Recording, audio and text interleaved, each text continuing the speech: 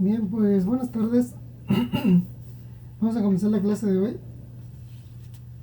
Ya si se integra alguien más, pues aquí lo recibimos.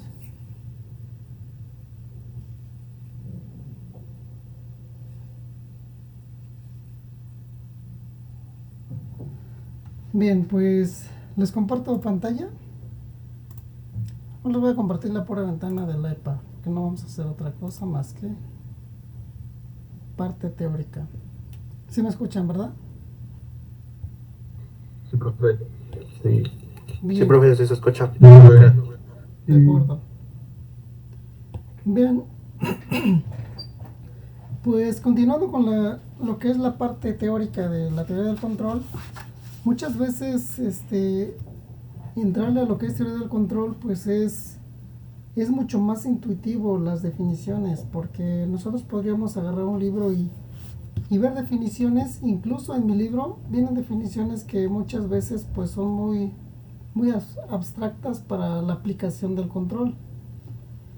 En la sesión de hoy tenemos que ver algunas otras definiciones que en realidad son las características deseables que debe de tener un sistema de control. Eso es necesario para cuando ustedes van a diseñar algo o bien cuando lo están analizando. Al momento de hacer un análisis, deben de observar ciertas características que muchas veces dejan pasar, y cuando hacen el análisis pues difícilmente nos damos cuenta que nos van a afectar a los resultados. Gracias. Sean bienvenidos a la octava y última sesión del seminario de sensibilización hacia la E 4.0 en el IBE. Antes de dar inicio a la ponencia del día de hoy, Bien, vean, haciendo referencia a la clase anterior y a todas las definiciones que vimos, es muy importante eh, tener claro cómo es la estructura de un sistema de control, llámese enlazo abierto o enlazo cerrado, e identificar todos esos términos que nos van a ayudar a entender cómo funciona el sistema. Entonces, retomando la clase anterior, sabemos que tenemos una planta. Esa planta obviamente es el modelo matemático. Ese modelo matemático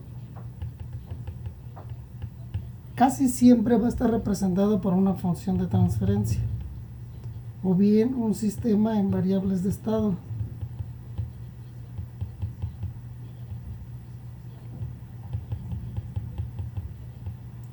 Por lo tanto, pues esa es la parte primordial hasta ahorita para el control. Si no tengo modelo matemático, pues no tengo nada que hacerle a esa planta o al modelo.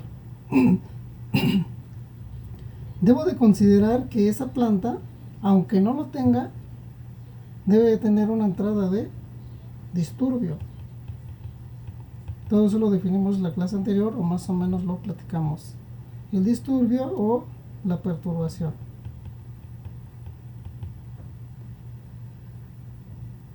Y el elemento de control o los elementos de control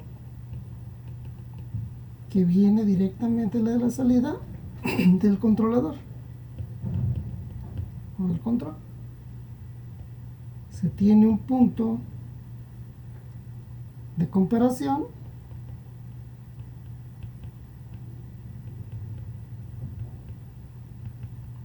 se tiene una señal de referencia, o mejor conocida como el set point, y hasta ahí podríamos decir que es un lazo de control en lazo abierto. Pero si hay una retroalimentación, la cual tiene un sensor que es el que mide mi salida,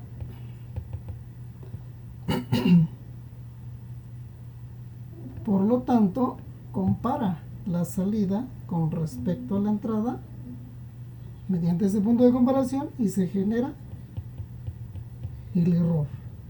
Ese error lo va a percibir el controlador y me va a mandar una señal de control. El elemento de control, que es el actuador, manda una señal manipulada.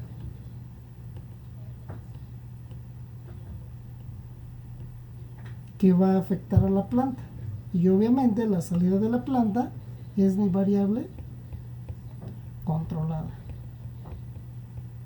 También se le conoce como la variable o la salida real. Ahí está. También mencionamos la clase anterior que el tipo de control que posteriormente vamos a ver, pues es el control proporcional, proporcional integral, proporcional derivativo y proporcional integral derivativo. Y además mencionamos que el elemento sensor es la parte primordial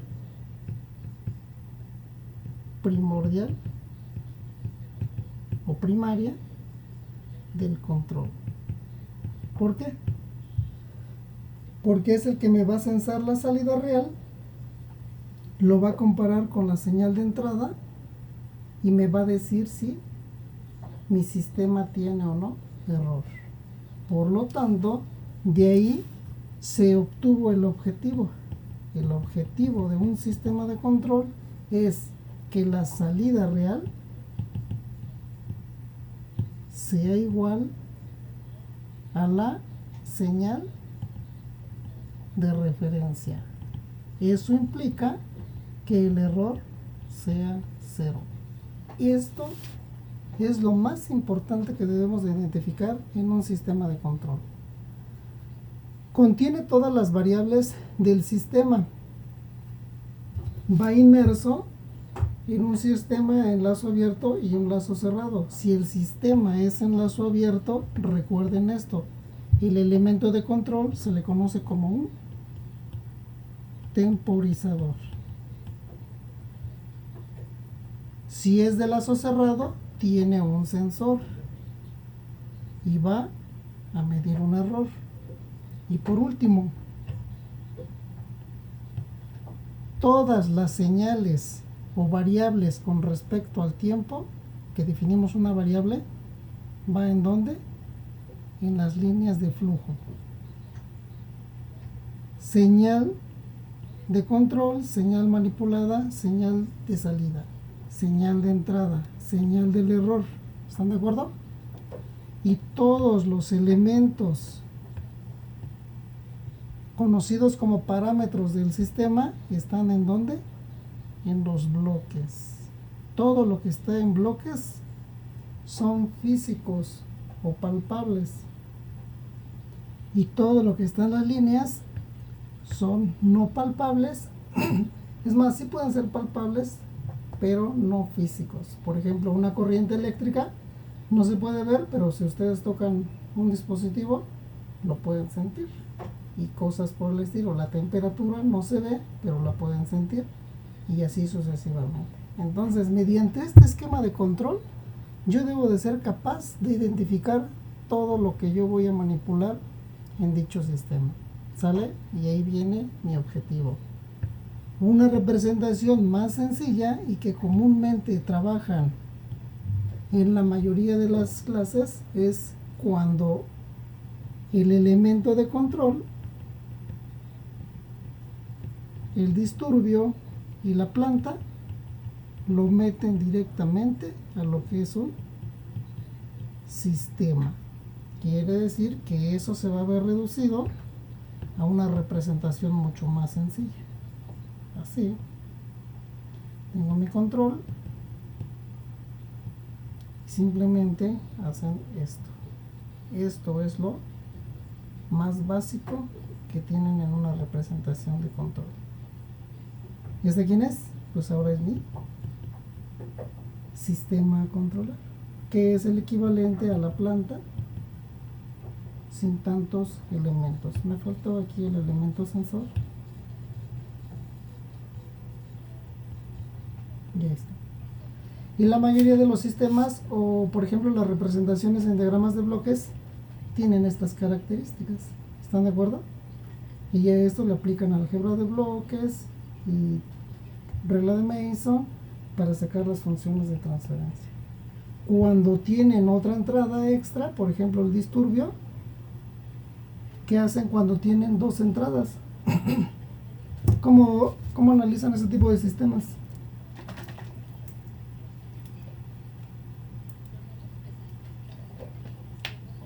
¿No se acuerdan? ¿Alguien que me lo pueda decir?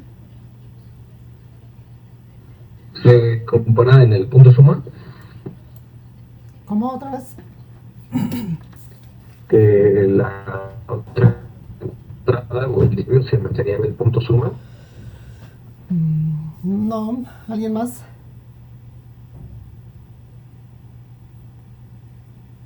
¿Tenía que ver con el teorema de superposición, profe? Exactamente. Cuando tengo más entradas y solamente voy a realizar una salida, obviamente tengo un sistema MISO, múltiples entradas, una salida. Y la única forma de analizarlo es aplicando el principio de superposición. Hoy lo vamos a ver, no se preocupen. ¿Qué dice el principio de superposición? Pues que la salida o las múltiples salidas están en función del número de entradas. Por lo tanto, la suma de las salidas individuales debe ser proporcional al número de entradas individuales. Entonces, eso es muy importante. Y creo que cuando empiezan a ver que su sistema tiene más entradas, empiezan a flaquear. Y sobre todo cuando hacen una reducción por bloques, pues ya no saben qué hacer con los puntos sumados, ¿sale? Pero bueno, eso nada más es para hacer referencia a lo que ya más o menos dominamos y identificamos la mayoría de las definiciones que vimos en la clase anterior. Bien, siguiente. Entonces, para el día de hoy lo que vamos a ver son las características deseadas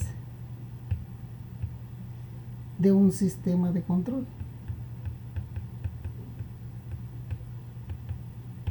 ¿Alguien me podría decir algunas de las características? ¿O qué les han dicho de esas características?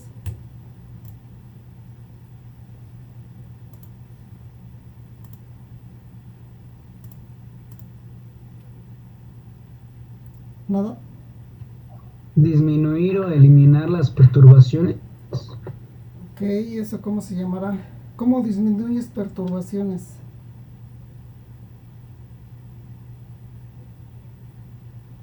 ¿Quién soporta más perturbaciones? ¿Cómo se dice que el sistema es para soportar más perturbaciones? Amortiguamiento. No. Bueno, lo voy a ir escribiendo. ¿Robustez? Pero exactamente. Se dice que el sistema debe de ser robusto. Robustez. Esa es una característica para un sistema de control. Que el sistema sea robusto. ¿Qué más? Son al menos unas 5. Estabilidad. Estabilidad. Muy bien.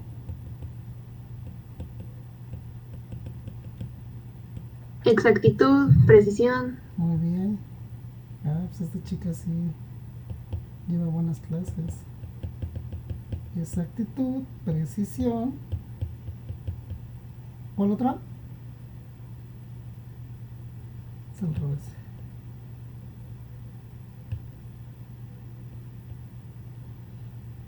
¿Alguna otra? Vean, hasta estoy dejando espacios porque sé que hay otra. Rapidez. Rapidez.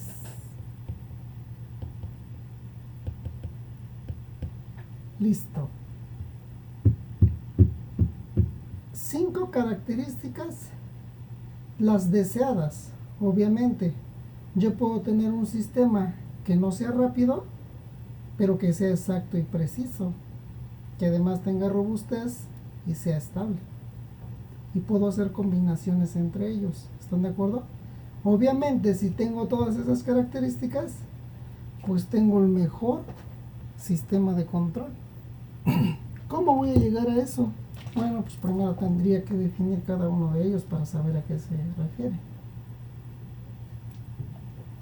¿Qué sería la precisión? ¿Qué entienden por precisión?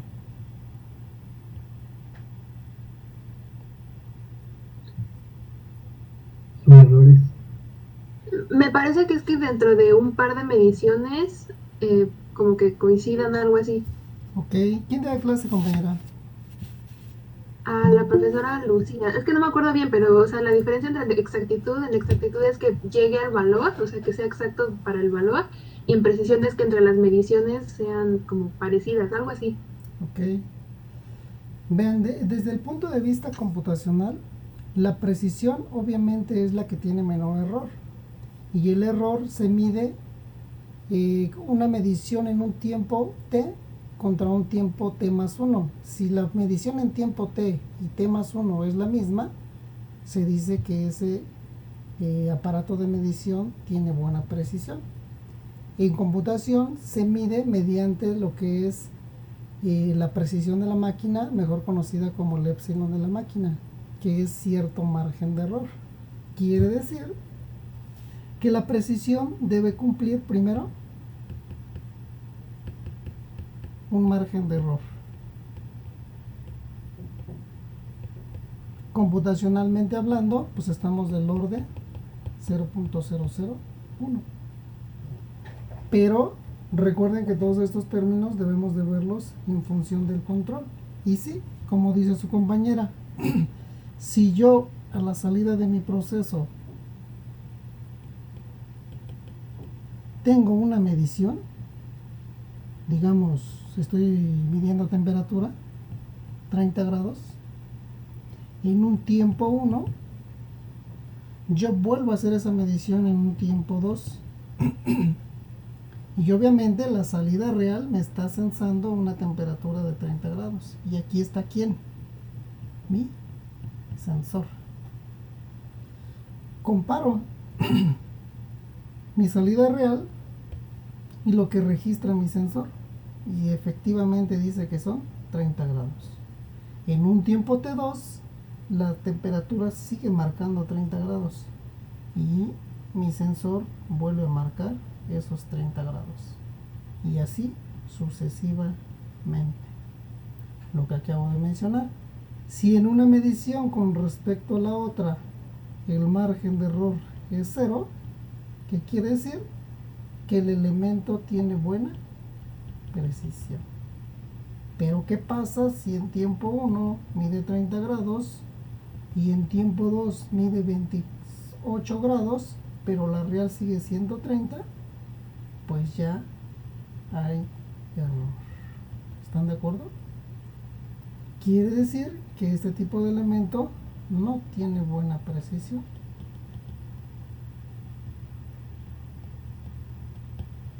Ahora, ¿qué implica que un elemento primario de control tenga buena precisión? ¿De qué depende? ¿Estamos en este punto?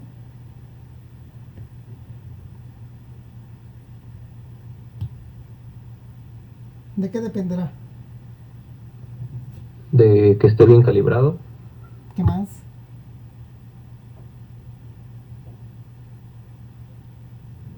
También de que las condiciones cuando se toma la medición sean las mismas, ¿no? O lo más similares posibles. Si me voy un poco más a definiciones internas de un sistema, existe un error inherente. Los errores inherentes son los que están siempre presentes en un sistema. Entonces, debo de tener las condiciones ideales para la medición. Y los equipos de medición o bien los elementos primarios pues deben de tener las mejores características. Y esas mejores características, por ejemplo, una analógica contra una digital, ¿cuál es la diferencia principal? ¿Cómo se le llama eso? El costo. Obviamente, un equipo de mayor precisión implica un mayor costo en los elementos primarios o primordiales del control. ¿Están de acuerdo? Entonces, desde ahí se empieza a ver que para hacer control, pues necesito buena precisión. Si quiero buena precisión, necesito invertir. ¿Sale? Por lo tanto, De acuerdo a lo que acabamos de decir, decimos que la precisión pues es simplemente la capacidad de un instrumento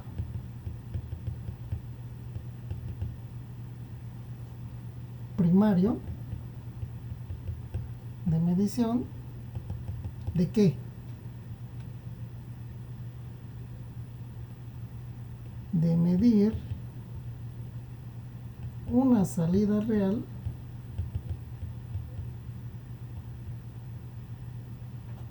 y presente repetitividad, o bien eso implica que tiene una confiabilidad en su medición. Vean cómo en sistemas de control podemos tener una visión de lo que es la precisión, pero como todo el tiempo hemos estado hablando de matemáticas, hacemos referencia a un número, pero cuando queremos vaciarlo a una aplicación real, las definiciones se van convirtiendo en más que nada intuiciones de realmente estar ahí en la práctica y ver cuando un elemento o un objeto es preciso. ¿Están de acuerdo? Entonces, primer característica, que debe tener precisión. Segunda, ¿cuál es la exactitud? ¿Qué sería la exactitud? Sería como la capacidad de representar un valor cercano al valor real. Ok, ¿eso qué significa? Ve, aquí está en el punto suma. Si aquí tengo la entrada, es la de referencia, ¿estás de acuerdo? Y por aquí retroalimento a quién? La de la salida. Por lo tanto, lo represento en ese punto de referencia. Lo que acaba de decir su compañero lo ejemplifico con este esquemita. ¿Lo puedes repetir nuevamente? Es la capacidad de representar un valor cercano al valor real. Muy bien. Y eso tiene que ver con esto. Si la señal de salida es igual a la señal de entrada, ¿qué le va a pasar al error? El error va a ser 0. Por lo tanto, recuerden esto. Ustedes más o menos ya vieron identificación de sistemas y vean, si yo mi señal de referencia es un escalón, es esta recta, esta línea, ¿sí? Y obtengo una respuesta aquí,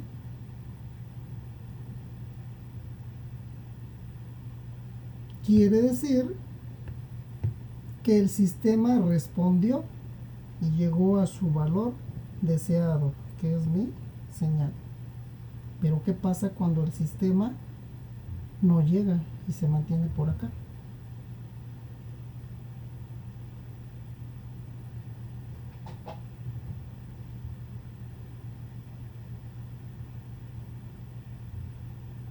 ¿Cómo se le llama a esa diferencia? Esta diferencia entre la señal real y esta que es mi señal de referencia se le conoce como el error en estado estacionario. ¿Qué quiere decir? Pues que la exactitud es la capacidad que tiene mi sistema de responder a un menor error. ¿Cuánto es el porcentaje de error que está permitido? ¿Se acuerdan? 2 y 5%, ¿no? Así es. Si yo hago un zoom aquí, aquí tengo mi señal de referencia y mi señal puede estar por aquí, por acá, y debe de satisfacer un 2%, máximo un 5%. A eso se le conoce que si mi sistema responde con un 2%, máximo un 5%, se dice que mi sistema presenta exactitud. ¿Sale? Entonces, capacidad que tiene la respuesta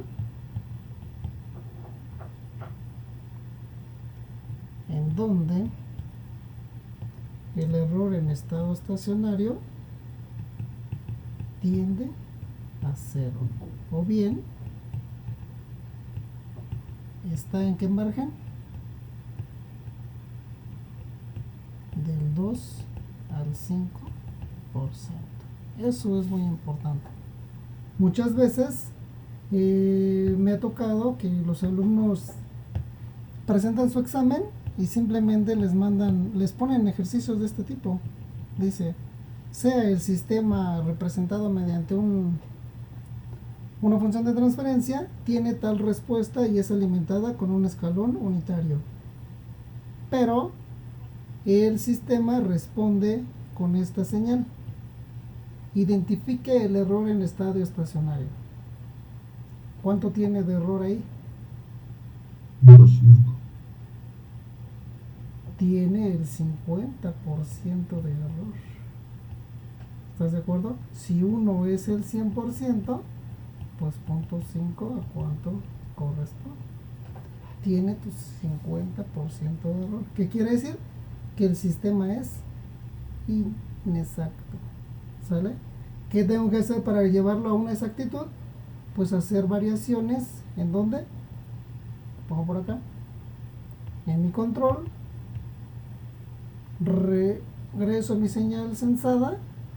Hago ajustes y esta señal la voy a corregir. Ese es el objetivo del control. ¿Sale? Ahí está. Llevamos 2. Tercera, rapidez. A ver, compañera, ¿qué será la rapidez? Supongo que es el tiempo, bueno, qué tan rápido llega su tiempo de establecimiento. Exacto. Todo tiene que ver con la respuesta de mi sistema. Si ya vi que el sistema presenta un error, está en estado estacionario, que depende de la señal de referencia con la señal de salida, ahora la velocidad o la rapidez, pues es el tiempo en que tarda en qué. Si esta es mi señal de referencia, aquí exactamente es mi tiempo de establecimiento. Por lo tanto, esa rapidez pues es el tiempo que tarda el sistema en qué. ¿En qué? ¿En establecerse? Estabilizarse. En estabilizarse. Acuérdense que una definición nos va a llevar a la otra. ¿Qué tarda en estabilizarse? Y obviamente, ¿cuándo se va a cumplir eso? Esto se cumple cuando el error en estado estacionario es del 2% al 5%. ¿Sale? Por lo tanto, recuerden esto. Hay sistemas que son muy lentos, pero no tienen mayor problema en estabilizarse. Aquí está su tiempo de estabilidad. Hay sistemas que son muy rápidos en estabilizarse. ¿Están de acuerdo? Aquí está su tiempo de establecimiento. Pero, ¿qué ventaja puede tener uno contra otro? ¿Cuál será el sistema más idóneo? ¿El que está en azul o el que está en naranja? Pues es que el que está en naranja pues oscila más, es subamortiguado, entonces oscila más. El otro pues es sobreamortiguado, pero se tarda más, entonces pues mejor un críticamente amortiguado. Muy bien. Y el problema de este, obviamente, la velocidad de respuesta, este es el ideal, ¿no? Porque tiene menor tiempo. Dependiendo del tipo de sistema, yo voy a elegir. Pero aquí el problema va a ser este sobretiro. ¿Están de acuerdo? Sobretiro. Me vuelvo exactamente lo mismo. Me quedo con ese sistema, pero mi tarea ahora ¿cuál es? Mi control. El control tiene que hacer que ese sobretiro, incluso que modifique mi tiempo y ese sobretiro. Ahí está. Esa es la rapidez representada en un sistema de control. El tiempo que tarda el sistema en estabilizarse, y esto se cumple cuando el error en estado estacionario entra al margen del 2 o al 5%. ¿Sale?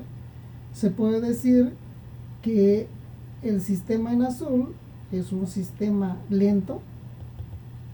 ¿Están de acuerdo? Pero vean, es exacto. ¿Por qué?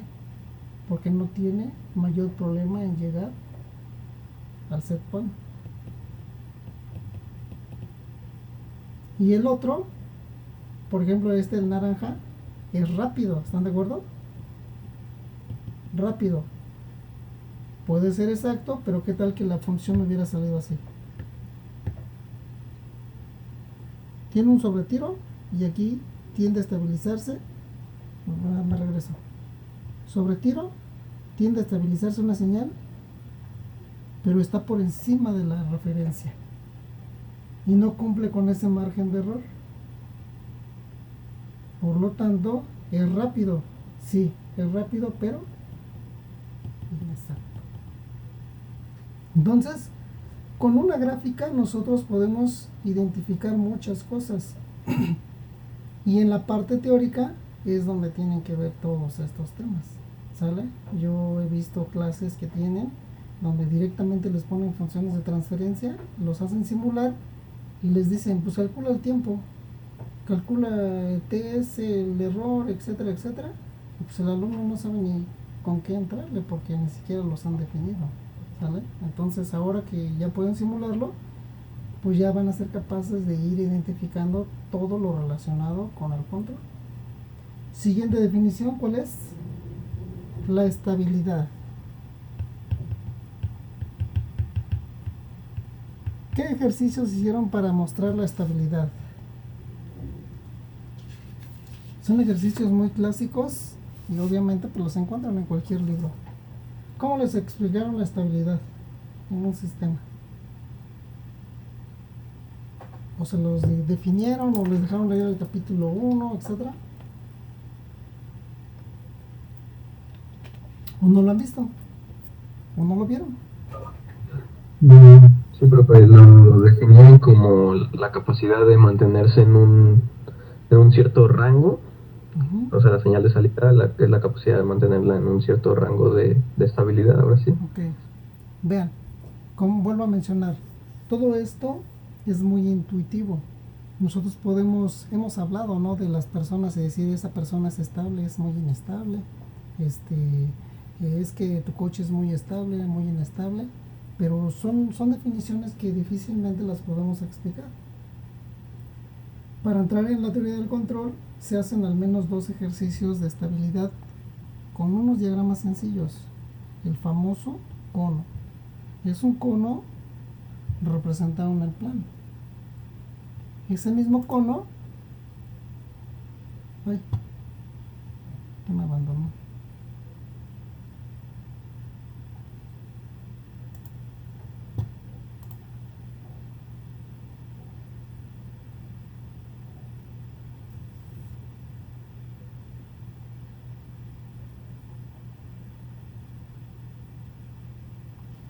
Perdieron la imagen, ¿verdad? Sí. Voy por ahí. Está.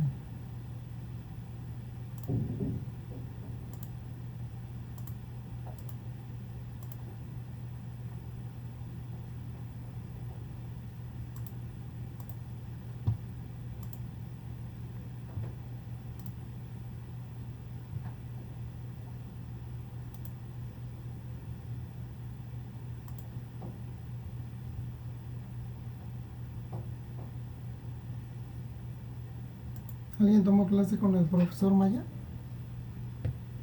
¿Modelado? Sí, ¿No les explicó la estabilidad? solo nos dio un texto en inglés y nos hizo que hiciéramos un resumen y ahí no tocó nada. Pasas, Maya.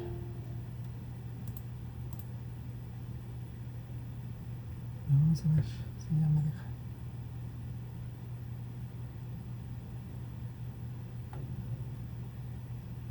Ahí está. Vean. La estabilidad, les vuelvo a presentar.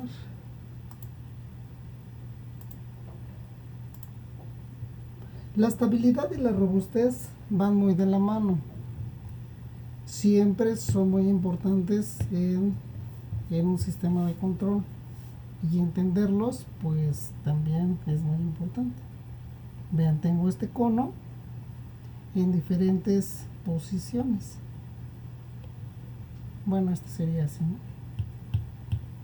Si ese es mi plano, pues está más acostadito así. Ahí está. Y a simple vista, si tengo esos conos en una superficie plana y llega un aire o le soplamos, ¿cuál de los tres es el que es estable? Bro, el primero. Obviamente, vean, aquí está el aire y ese aire se le conoce como perturbación. Se dice que como tiene una base plana, es estable. No estamos definiendo estabilidad, ¿están de acuerdo? Estamos asumiendo lo de la realidad, como yo lo veo. El siguiente, ¿cómo sería? ¿Qué le pasa con el aire si está en esa posición? Se cae en cualquier momento. Se cae a una pequeña perturbación o disturbio, se cae, por lo tanto es inestable. ¿Y al otro qué le pasaría? Bueno, está durmiendo, también te lo llevan. Bueno, aguas con lo que dijo su compañero, porque dijo se vuela, ¿no? ¿De qué depende de que se vuele o no se vuele? Depende de la perturbación. Depende del grado de perturbación.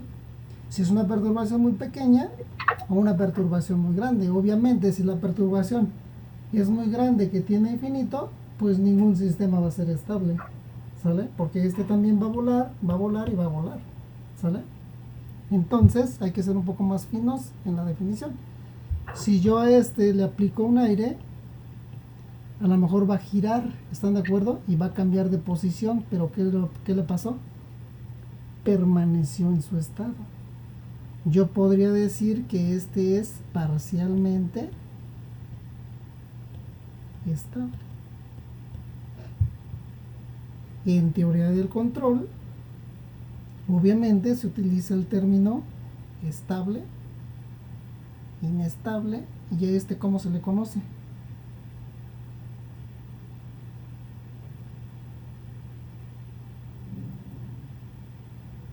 ¿No?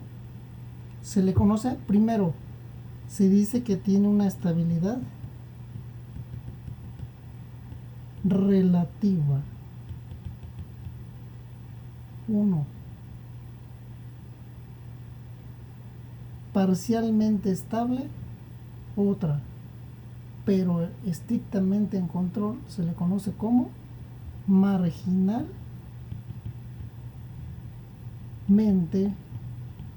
estable. Y ahí está. En base a esos términos, y estoy hablando de que sufre una perturbación el sistema, lo podemos definir así, como la capacidad de un sistema de regresar a su estado de equilibrio bajo una perturbación. Y obviamente aquí podríamos decir, si la perturbación tiende a infinito, obviamente el sistema es inestable. Y no el sistema, todo sistema. Todos los sistemas. No podemos mantener algo estable si esa perturbación tiende a infinito, si es muy grande. ¿Están de acuerdo? Y ahora viene lo bueno. Matemáticamente hablando, ¿cómo represento eso? Me regreso a mi sistema de control. Planta. El básico. Control.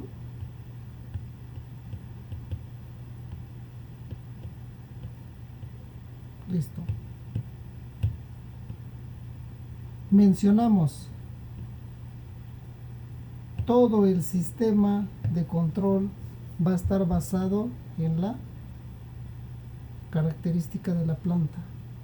¿Cómo está representada la planta? Con una función de transferencia o bien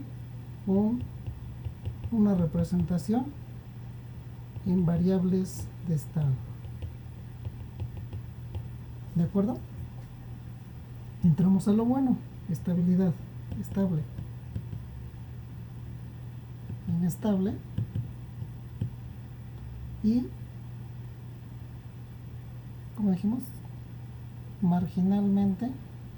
Parcialmente, bueno. No, esas fueron definiciones, pero el estricto en control, marginalmente estable. Entonces a ustedes se les pueden poner un distractor.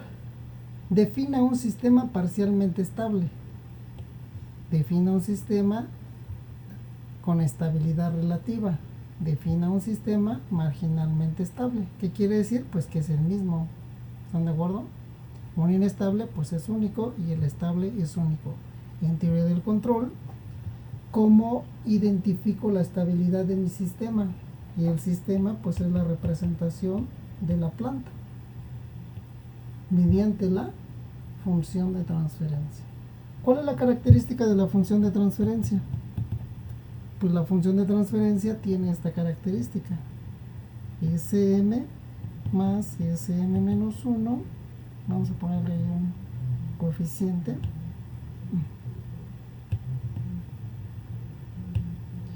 más AM menos 1, S menos 1, más AM menos 2, SM menos 2, ¿hasta dónde? Hasta mi A0, sobre Sn más AN menos 1, S menos 1, AN menos 2, Sn menos 2, más un B0. Voy a cambiar el coeficiente para que no nos confundamos. ¿Están de acuerdo? B. Función de transferencia. La función de transferencia, en teoría del control, obviamente ya no se define, porque lo traemos desde modelado. Pero si lo quiero definir, pues es la relación de la salida con respecto a la entrada en dominio de Laplace con condiciones iniciales 0. ¿Qué características tiene la función de transferencia? Tiene un numerador y tiene un denominador.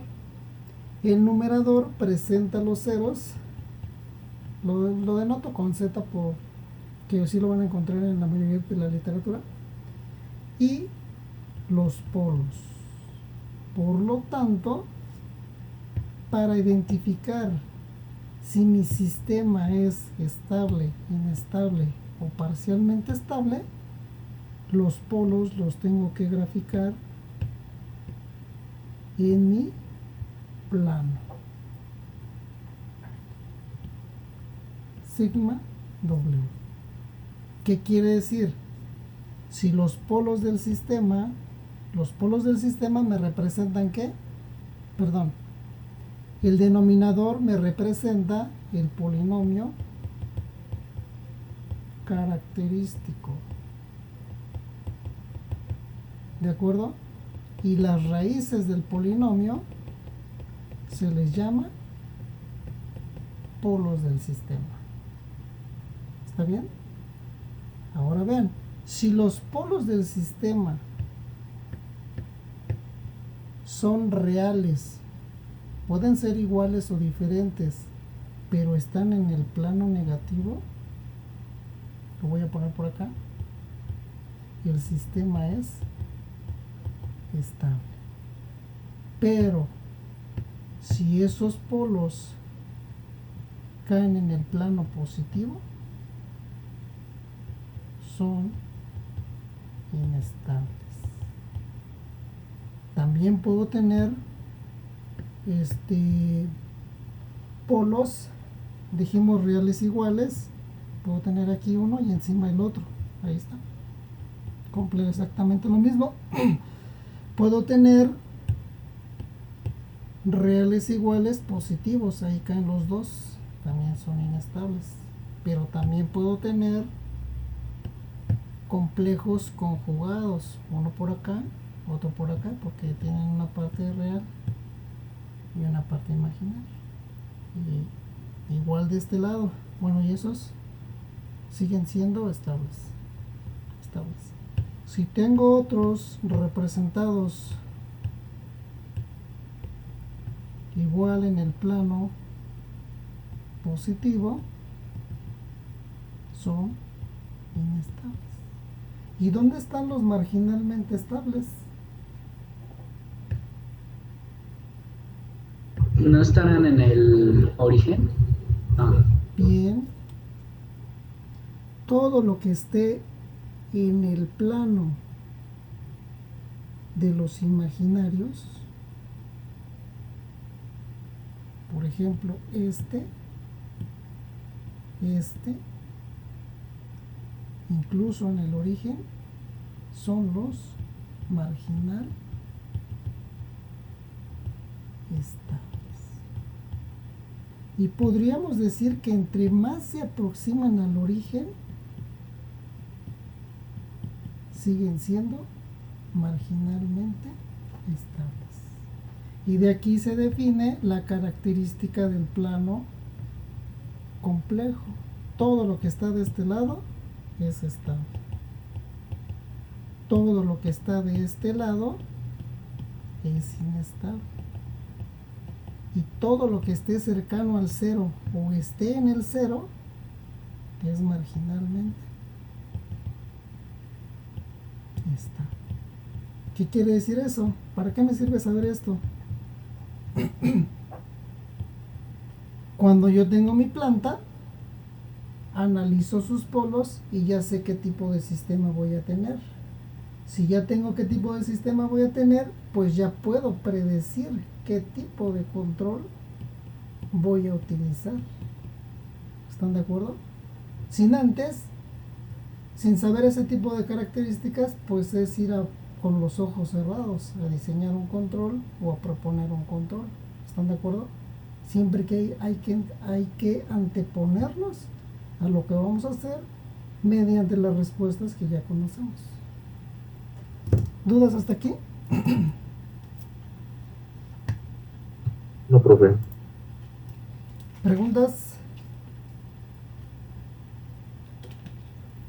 ¿Cómo andan en función de transferencia? Bien. Bien. Bueno, Carlos, pues ya le dabas clase a tu profe. Vean, No, porque se enojaba. ¿sigues trabajando con él?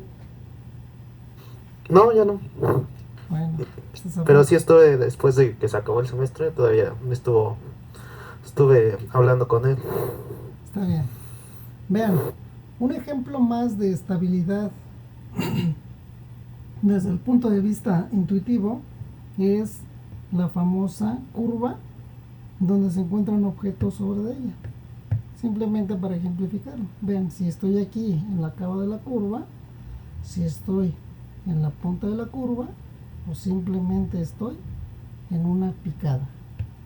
Pues, obviamente, ¿cuál es el objeto más estable?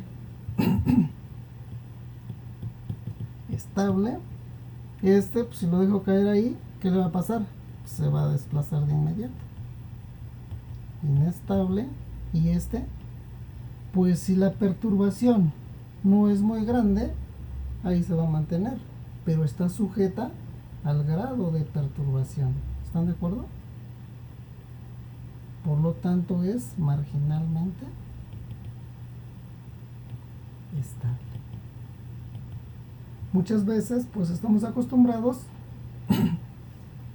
a trabajar con ecuaciones, pero términos así de sencillos nos los vamos perdiendo y vamos perdiendo la capacidad de asimilar una definición matemática, una definición muy técnica con la realidad que nosotros llevamos. ¿Sale? Entonces ahí le dejamos con estabilidad. Último, robustez. ¿Qué sería la robustez?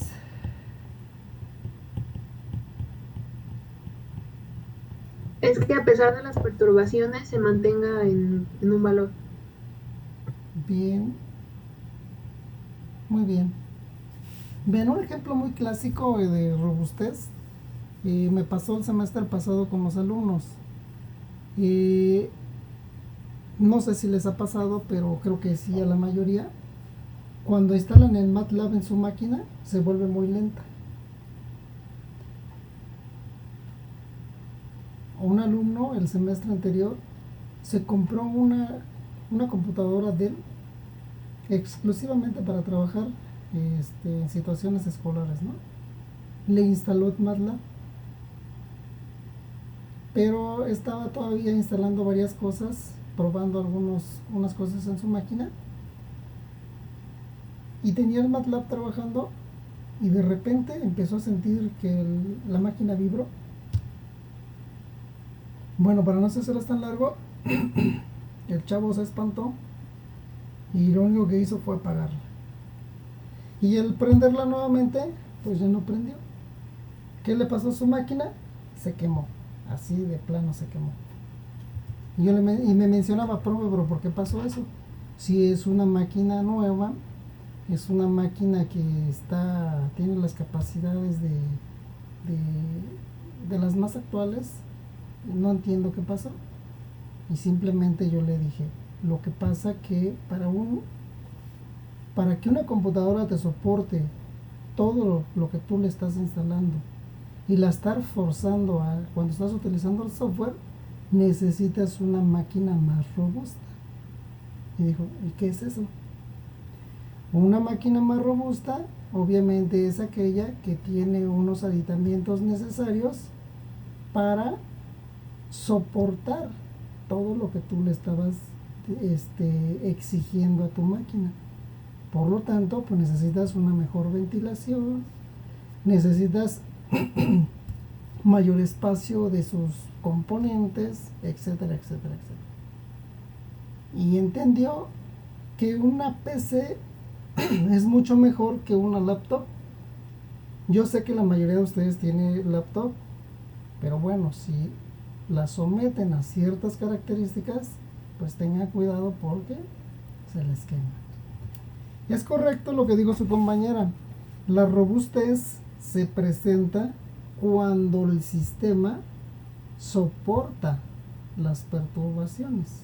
¿Cómo ejemplifico eso? Sencillo, vean. Esta es una lanchita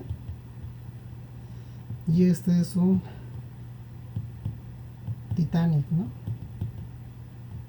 ¿Y qué pasa si viene un huracán por acá o una ola muy grande? ¿Cuál de los dos sistemas va a permanecer estable? ¿La lógica cuál es?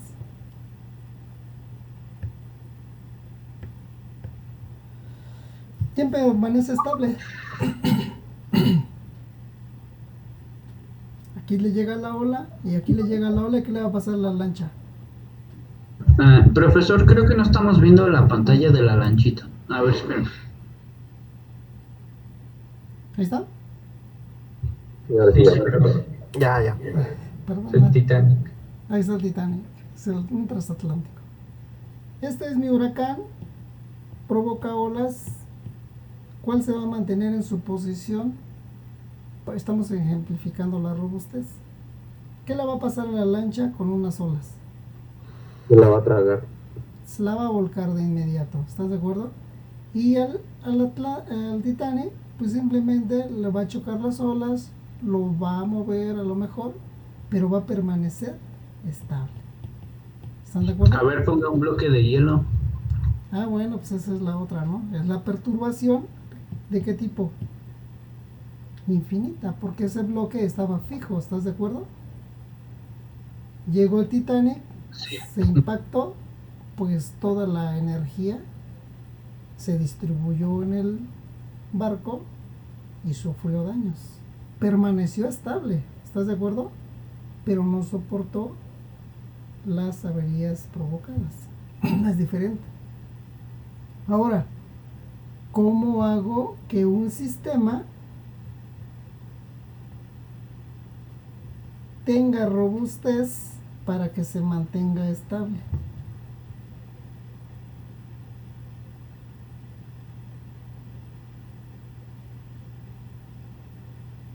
¿Qué características tiene este con respecto a este? La amortiguación. No, Es más pequeño. es más pequeño. ¿Qué más? Vean, es más, de una vez vamos a definir la robustez. La robustez se define así. Es la capacidad del sistema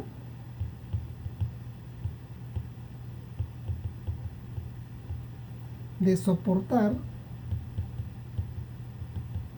disturbios o perturbaciones.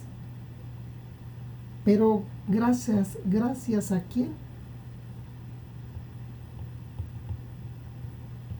¿A quién?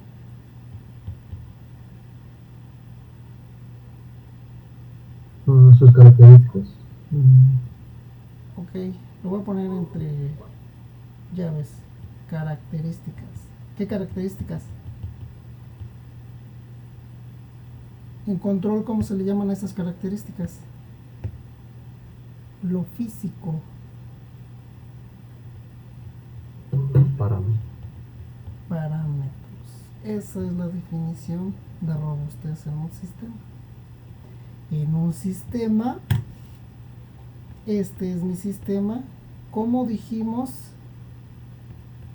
que lo represento matemáticamente hablando? Mediante una función de transferencia. ¿Están de acuerdo? ¿Qué tengo que hacerle a esa función de transferencia? Por ejemplo, si tengo esta función, para hacerla más robusta.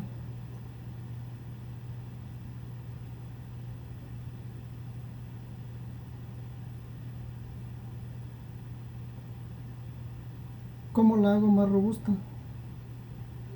Pues calculando sus parámetros, ¿no, profe? No, sus parámetros ahí los puedo conocer. Ahí tengo polos complejos conjugados. No es más, son reales iguales. Me voy a la definición. La definición dice que por sus parámetros. ¿Los parámetros dónde van? En los bloques. Ahí está el bloque. Quiere decir que para que yo haga más robusto mi sistema, en mi lazo de control primario, debo de agregar al menos un integrador. Y al agregar un integrador, ¿qué voy a obtener como resultado? S cúbica más 2S cuadrada más S. Incrementé el orden del sistema. Y al incrementar el orden del sistema, mejoré las características del sistema. O sea, los parámetros. Esto es matemáticamente hablando. Yo sé que esta es la planta y este integrador, con álgebra llegué a este, ¿están de acuerdo? Pero la planta se mantuvo. Quiere decir que este integrador me puede representar ¿qué? Pues un control. Ahí está. Ese es un escalón, ¿no? Sí, es un escalón. Pero recuerden que me puede representar un control. Por ejemplo, el PI proporcional integral quiere decir que tiene un integrador, ¿sale? Puede tener el PID, tiene un integrador y un elemento proporcional, nada más. Este es un escalón como tal, que si yo realizo mi álgebra, incremento el orden de mi sistema. Quiere decir que al agregarle al menos un integrador, hago más robusto al sistema. Si mi sistema tiene esta respuesta, al agregarle el integrador, si aquí tengo un tiempo de establecimiento muy grande, al agregarle el integrador puedo reducir ese tiempo y hago más robusto a mi sistema, ¿sale? Tiene mejor respuesta, menor tiempo de establecimiento y posiblemente pueda hasta hacer esto, ¿ya? Mucho más. Conste que no hemos entrado nada de cálculo, porque necesitamos llevar todos estos términos, ¿sale? Y recuerden que pues esto me va a reducir, una vez que llego al tiempo de establecimiento, más rápido puedo tener mi error en estado estacionario determinado en el 2 y 5%. ¿Sale? Bien, ¿dudas? Vemos una definición más y ahí le dejamos. Vamos a ver lo que es la causalidad de los sistemas. ¿Qué me pueden decir de la causalidad?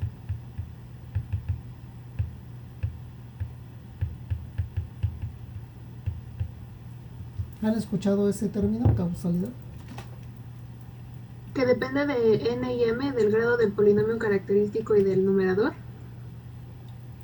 Ok. ¿Qué pasa cuando el numerador es más grande que el denominador? Ay, no me acuerdo. ¿No causal? Ok. Vámonos con una definición más sencilla. Todo eso es matemáticamente hablando, pero debe de tener un fundamento. Ojo, en un experimento realizado, son ejemplos clásicos en teoría en las bases del control. En un experimento realizado, hacen circular una partícula en un tubo.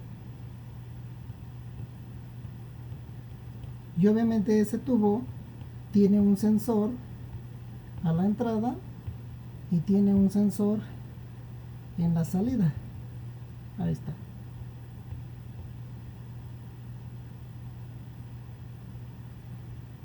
Estamos definiendo un sistema causal o no causal. Cuando hacen correr o disparar esta partícula a una velocidad muy grande, lo ideal ¿cuál es? Pues que al entrar en este tubo se active primero este sensor y después se active este sensor. ¿Están de acuerdo? Y es la lógica. ¿Pero qué pasó? Al disparar esa partícula a una velocidad muy grande, resultó que primero se activó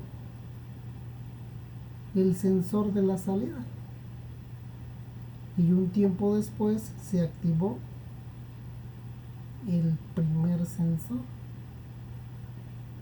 ¿Qué querrá decir eso? ¿Qué es causal? Es no causal. Lo definiríamos así, mira. Si el sensor de la salida sensó primero que el de la entrada, la lógica es esta, que salió antes de que entrara. ¿Estás de acuerdo? Mi sensor de salida lo detectó primero que el detector de la entrada. Pudo haber muchos factores.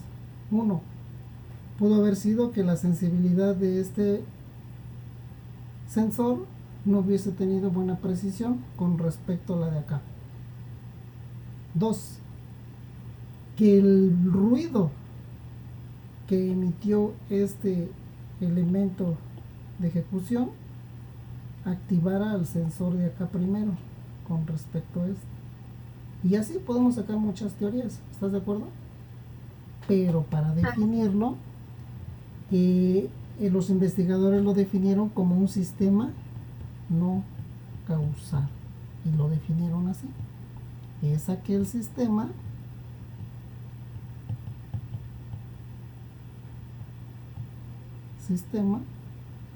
en el que la salida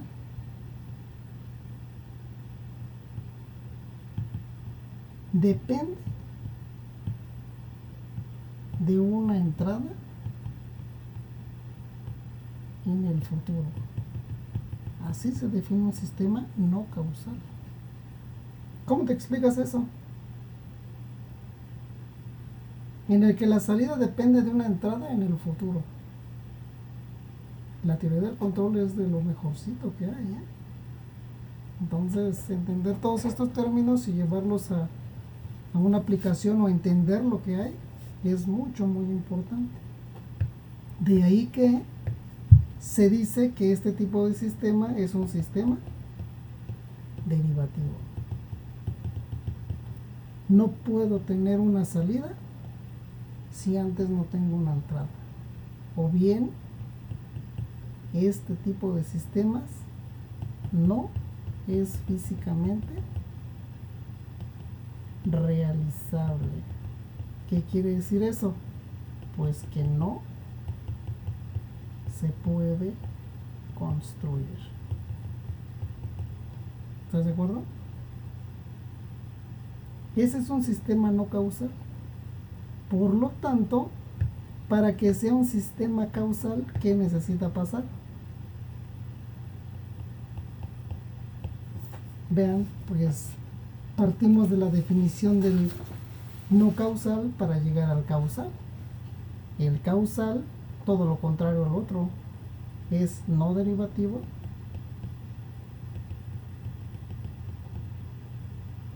Físicamente realizable. Obviamente pues estamos en el plano terrenal, todo lo que diseñemos lo podemos diseñar, todo lo que diseñamos lo podemos implementar. Se dice que son sistemas causales. Por lo tanto, la salida de este sistema depende de quién. Depende de una entrada en el pasado. Eso es muy importante que lo tengan presente. La mayoría de los sistemas retroalimento una salida. Si no tengo una salida, no puedo hacer ajustes. Entonces, esta es la importancia de saber de los sistemas, porque más adelante se van a encontrar con que les ponen este tipo de toritos. Representación matemática. Regreso. Mi sistema está representado mediante la función de transferencia y simplemente lo identifico causal, no causal.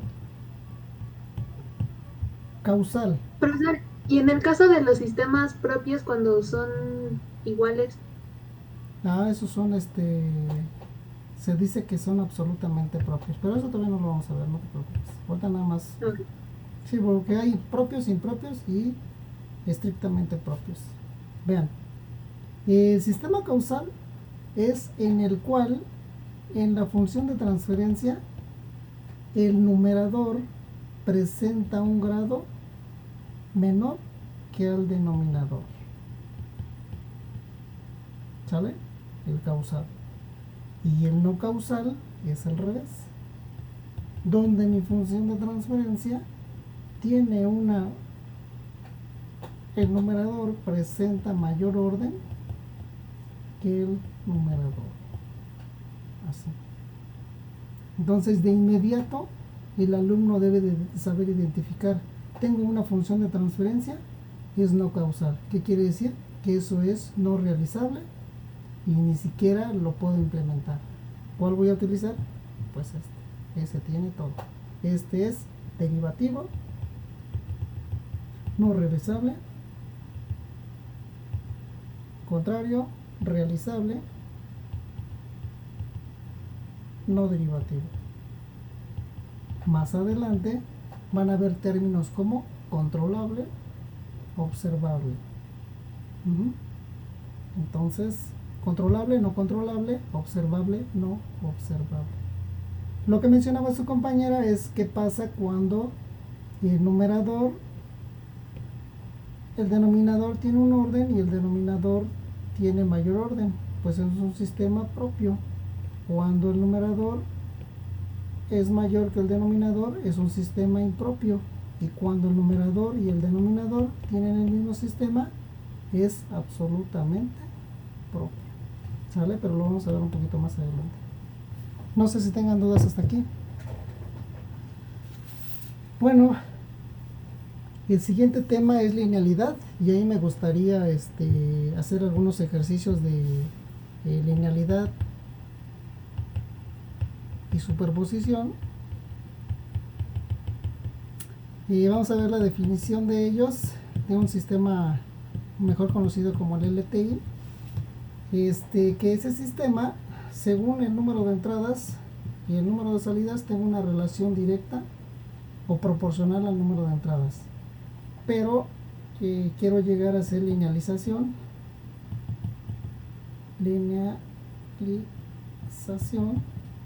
de ecuaciones no lineales y sistemas de ecuaciones no lineales. Entonces vamos a entrar un poquito ya a las matemáticas. Necesito un poco más de tiempo y ahorita ya no tenemos. ¿Cómo andan en linealización de sistemas?